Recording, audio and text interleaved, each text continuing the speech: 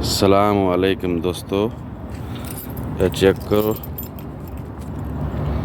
गड्डी का शीशा रात नूं चोर तरोड़ के चेक करो जी। शीशा तरोड़ के वेखो शीशे खिल रहे ने, सारी आरशा फोला फाली करते रहे ने। वेखो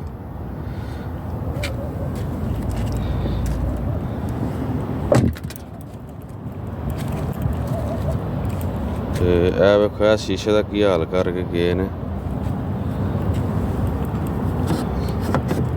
इनू लॉक करके गए ने, ठीक है। इनू मैं दरवाजे नूं खोलना वा। वेखो जी,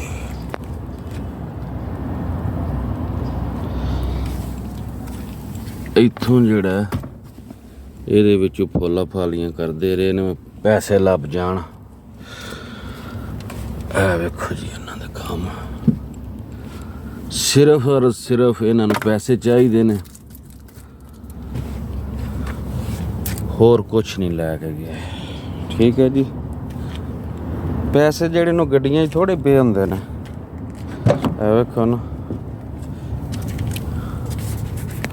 ए की बाहर धर गए ने। ए वेखो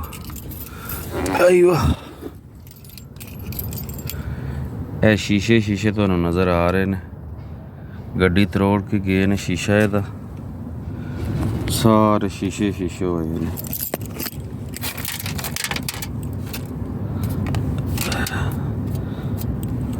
मैं चेक करो जी,